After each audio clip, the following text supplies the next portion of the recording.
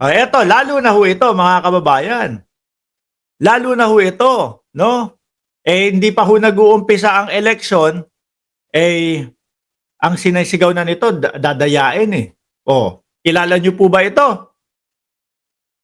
Si Harry Roque, mga bossing. Nasaan na kaya si Harry Roque? Ako, hanggang sa ngayon po, mga kababayan, naniniwala ako na si Harry Roque ay nandiyan pa din ho sa loob ng Pilipinas, no? Paeklabo lang nito na kunyari lumabas ng bansa. Paeklabo lang nito na nagtago to sa bansa. Paano ho? Para ma-divert, baka nga nasa Davao lang to eh. No? Baka nagtatago lang ho sa Davao to, mga kababayan. Para ho ma-divert yung isipan ng mamamayan at nung mga aaresto sa kanya dahil pinapahanap po siya ng Congress na, oy, nasa ibang bansa, hindi natin mahuhuli, ganito. Kakalma na yung mga yun. Di ba? Pero ako naniniwala ako, nandyan lang yan. No? Nasa tabi-tabi lang yan.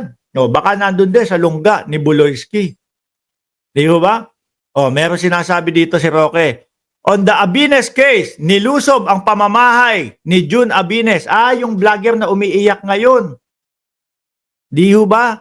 Kasi pumasok sa bahay niya para doon sa mga warrant, etc. Kasi nag-fake news. Ginawang si General Torre, malubha daw ang karamdaman. Wala naman pong katotohanan. Ang naging resulta po, yung mga kaanak at mahal sa buhay ni General Torre nag-alala, na-stress ho, mga bossing. Ayun. Kaso, kinuha ang cellphone, kinuha ang kanyang cellphone at laptop. Ano naman kung nandoon yung mga ebidensya? Di ba? Mga kababayan, kasi bakit natin na-future si Roque, mga kababayan? Dahil napansin ko ho, hanggang ngayon po, nakalimutan ko yung pangalan si Ronnie Yang, hindi pa din yata napapatopless ni Roque, mga bossing. Hindi, ganito. Kasi binabanatan si Luistro, no? Si Attorney Luistro, mga kababayan. Di hamak naman po na mas matalino itong si Congresswoman Luistro, mga bossing, kaysa po dito kay Roque.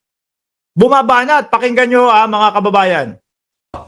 Gulat nga ako na abogado ka, hindi ko maalam na abogado ka talaga dahil bakit mo itatago yung asawa mo na wanted sa rape, no? Kung abogado ka, alam mo. Nasagot na nila yan. Di ba, mga kababayan? Hanapin nyo na lang po doon sa page mismo ni Congresswoman Luistro. Hindi dapat gawin yun, no? Bakit mo sasabihin na ibabasura yan at tamang proseso na ginawa ng House? Kasi kumpiyansa sila na kumpleto ang ebidensya nila. Ito po ay patungkol, mga kababayan, doon po sa impeachment ni Inday Sara Duterte. Si Inday Sara Duterte na ating vice-presidente, sinasabi po nila, simulat sa pool pa lang ho, wala silang kaba, hindi sila nai-stress, okay lang sa kanila, at mas masakit pa sa break-up. No? Mas masakit pa yung break-up kesa daw po yung ma-impeach ng House, mga kababayan. Pero ang ginawa po ng kampo ni VP Sara, yun, nagsumbong sa Korte Suprema. So ngayon po, ang Korte Suprema po, mga bossing, syempre, dadaan lang naman po yan sa tamang proseso. Pinagsasabi na, explain nyo ito, magsalita kayo, or mag-comment kayo about dito sa sumbong ni Inday Sara Duterte na pinapahinto yung impeachment niya. Hindi na-i-stress, okay lang, kaya daw nilang sagutin lahat, pero nagsusumbong sa Supreme Court. So sabi po ni Congressman Luistro, mababasura lang yan. Bakit niya po hindi masabi yun? Kumpiyansa po sila na kumpletos rekados ang kanilang ebidensya. Nag-uumapaw ang kanilang ebidensya, mga kababayan. Di ba? Siyempre, bilang isa na nandun sa side na nagpapa-impeach kay Inday Sara Duterte, alangan namang sabihin, naku, ayun, ihari kami. No? Mukhang papahinto yung impeachment natin. Bilang isa po sa mga kasama doon na nagsaliksik at sinigurado na nasa tamang proseso yung kanilang ginawa, yun talaga ang makukomento niya. Ibabasura. no, ng Korte Suprema. At ako din po, simpleng mamamayan, at kayo din po, no, simpleng mga mamamayan, pero naiintindihan po natin na may kakalagyan po talaga si Inday Sara Duterte. Doon na nga lang po sa pagbabanta eh. Di ba? Doon na lang po sa pagbabanta kay Pangulong Bongbong Marcos, sa asawa ng Pangulo at sa pinsan ng Pangulo. Yun pa lang po may kalalagyan na eh. No? At tayo ho, mga kababayan. Di ba? Kitang-kita ng ating mga mata yung galit na Inday Sara Duterte. Dahil nga daw po, mga kababayan, ako ang tingin ko doon dahil kaya galit na galit ko kasi wala na, corner na sila eh. Nasagutin yung mga pinapasagot sila doon sa Congress. Ayun, nag-grant. Ipit na eh. Kaya gusto na lang pong magpapatay. gusto na lang pong magpapatay, mga kababayan. Doon pa lang po sabit na eh. Tayo pong lahat nakapanood noon. No? Kung pwede nga lang tayong lahat eh testigo. Malamang yan sa alamang. O napanood nyo yan mga DDS? Mga DDS, oy, baka masakit na puso nyo dyan ha. Sabihin nyo lang, ihinto ko to. Pagka yung may inaatake na dyan na DDS, sabihin nyo lang, hinto ko to. O, bahala kayo dyan. Kumuha kayo ng tubig sa rep. Baka yung dibdib nyo eh kumakabog na. Kapag ka naka-live si Mark Ramos. O, tuloy. Hindi mo na ba rin-respeto ang Korte Suprema? Hindi mo na ba rin-respeto yung litis pendentis rule? Pwede bang nag-comment lang at kumpiyansa lang kasi sila na mababasura ng Korte Suprema? Pwede namang yun lang, di ba? Oh. Na hindi dapat nagkokomento yung mga partido sa kasong yan. At partido ka dahil House prosecution ka eh. That is, kung matatalo mo si Rani Abu, sa tingin ko hindi. Tingin ko bokya ka. Sino?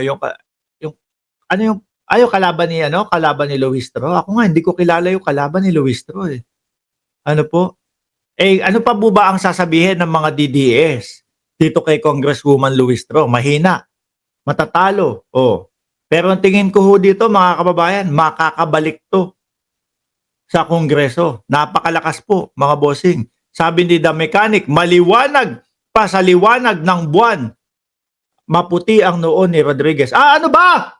Maliwanag pa sa liwanag ng buwan, may saltik ang pamilyang Duterte nakakampi ng komunistang China. Sorry. Kala ko yung puti ng noon ni Rodriguez eh. Sa tingin ko hindi. Tingin ko bokya ka. Dahil yung last time namang nanalo ka, ang kalaban kasi ang kalaban mo, anak lang ni Rani. Si Rani, 3-termers yan at daing COS din ni Dodo Manda. Ganun ba yun? Siyempre mga kababayan, kapag ka ikaw talagang solid ka doon sa mayor mo o doon sa congressman mo, di ba? Iisipin mo, yung anak ang tatakbo. Ibig sabihin, ipagpapatuloy nito yung mga nasimulan nung tatay. Anak yung tatakbo. Posibleng i-guide nung tatay itong anak, no, kapag ka nanalo. Hindi ho ganun yun. Ibig ko sabihin, hindi ho ibig sabihin ni Roque na porket yung tatay na ang tatakbo, matatalunin na po si Congresswoman Luistro. Hindi ho ganun yun, no? May dahilan po kung bakit natalo yung anak. At tingin ko ho, ganun din po mangyayari doon sa tatay. Dahil po nakikita ng sambayan ng Pilipino, lalong-lalo na po ng mga kalugar ni Congresswoman, kung ano po yung talagang inihahatid na serbisyo ni Congresswoman Luistro. Hindi lang po para sa kanilang lugar, kundi po buong Pilipinas, mga kababayan. Buong tapang na lumalaban para sa Pilipinas. Si Roque, anong ginagawa? Ogat. Tago lang. Hanggang ngayon hindi makalabas. Ay, grabe ka, Roque. Pasasaan pa at makikita at mahuhuli ka din. Ano po? Ang kinatatakot tingin ko nitong sila Roque, mga bossing, yung kapag ka nahuli, kasi may nakasampang kaso, di ba? May nakasampang kaso kay Roque, yung human trafficking. Pag isang tao, makakapagpiyansa. Pero pagka 2 tao pataas, hindi makakapagpiyansa. Ang kinatatakot ni Roque, pagka nahuli siya, kulong muna siya doon sa House of Representatives, mga kababayan. Hindi pa naman sa Oblo mismo eh. Kaya lang, ang kinatatakot niya, baka biglang lumabas naman, yung warrant of arrest naman, noong sa, nung sa kaso, yari. Pagkatapos, siguro mag-e-aircon ng 2 araw doon sa House, tapos tapos yung mga sumunod na araw na, Oblo na ho yun, mga kababayan. Di ho ba? No, yun kaya hindi makalabas itong si Roque, mga bossing, no? Kaya hanggang ngayon patuloy na nandoon. Baka nandiyan lang yan sa Davao, no? Oh. Sabi ni Arnel Mendoza, wala lampaso sa amin yang si Abu, halos lahat sa amin, Attorney Luis Tro. Paano naman po kasi talagang kitang-kita ng buong Pilipinas, 'di ba Sir Arnel? Yung dulot, no, o yung hatid na serbisyo ni Attorney Luis Tro, mga bossing. O, game, tuloy natin si Roque. Na 9 years din. So alam ng tao talaga yung paglilingkod ni Congressman Abu dyan sa distrito mo. So goodbye ka na, asa ka pang maging prosecutor. Nako, tapos natalo yung abo nila. Malamang iyak tong si Baklang Roque. Hindi bakla si Roque. Wag nyo kasing kinokomento nyo, bakla si Roque, hindi nga bakla yan. Di ba? Si Roque hindi bakla.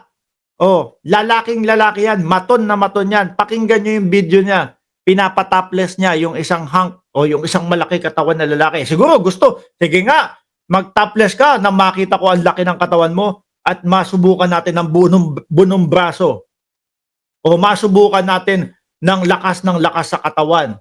Tapos natalo yung lalaki, no? Naubusan ng lakas. Siyempre, magsusuntukan. Ang lapad-lapad po ng katawan ni Roque. Di ba?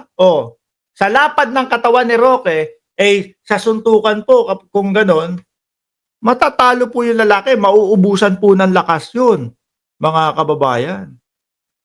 Hindi bakla si Roque, ha? Huwag kayong dyan, lalaking lalaki yan.